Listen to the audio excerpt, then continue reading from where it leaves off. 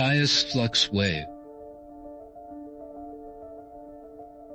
At dawn, the skyport hums under a violet tide, and Caius Fluxwave wipes frost from his battered aurora scoop, Hesper, before the first runs of the day. He trades sharp banter with Nyx Valorum, his navigator, with a laugh like glass on steel, and calls his daughter Lyra on the communal holo to promise she'll eat something green tonight. In the gray sway of shift change, Senatic supervisors lure like tired storm fronts, their eyes counting quotas and breaches, while the Harborers' Union maintains its fragile truce. You bring down what you can, and we pretend not to notice how the company cuts every deeper measure.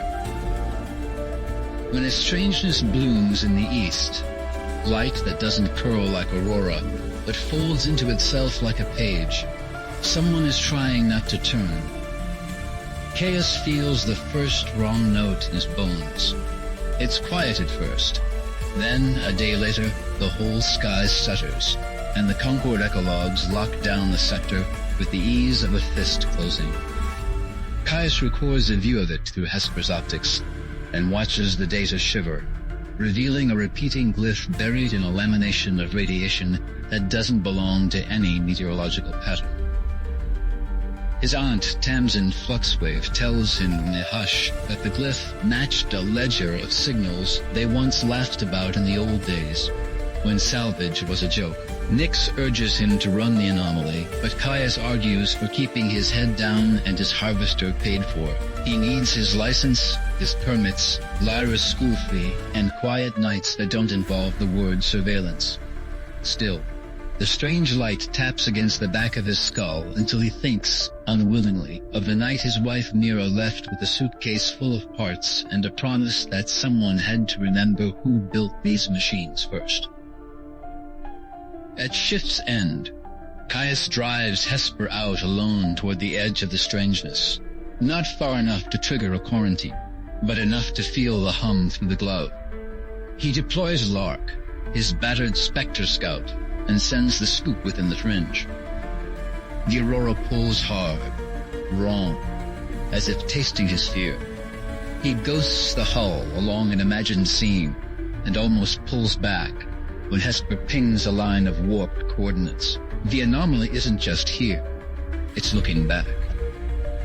Senatic's interceptors find him like weather finds a cliff.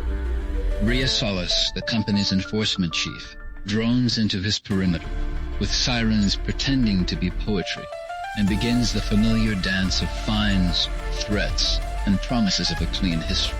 Through the static, Tamsin's voice crackles with news that half the crew is sick after the last run, and an old foreman named Bram Darwix staggers home, speaking in old-tide words, as if the ocean remembered him. Nyx takes a hard hit from the chopper wash and laughs afterward because resilience tastes like salt and stubbornness when you've been pushed long enough. Senatix drops an EMP that breaks Hesper's spine.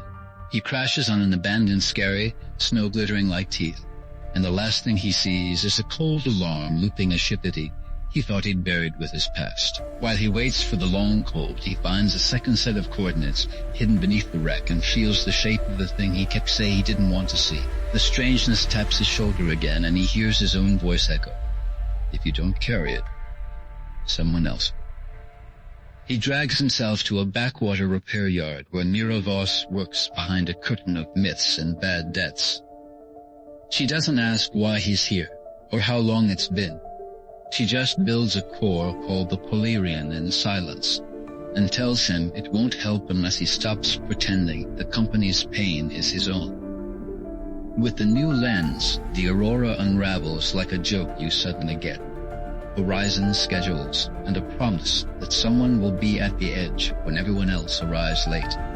He takes a piece of that promise back with him, bright and definite. At the heart of the anomaly, the Senatic's primary matrix, Helix M, opens its mouth and begins to sing in borrowed vowels. Caius doesn't answer with speech. He threads the Polarion into the conduit and lets the truth shake itself free. Every Aurora for 10 years has been scheduled like a parade for a child that grew into a man who forgot how to wave. with Tamsin broadcasting to the harborers and Nix stitching a path through the enforcers' patternettes, the signal breaks Synatix's hold, and the sky opens with a clean click, like a lock deciding it was tired of being locked. Afterward, the harbor is a different weather. The Union votes to retake the corridors, not as heroes, but as people tired of being counted by machines that never learned the difference between enough and more. Caius keeps Hesper, battered but honest, and walks Lyra through the morning market, where the vendors argue about price with the joy of being allowed to argue. He doesn't promise her a future that never gets written.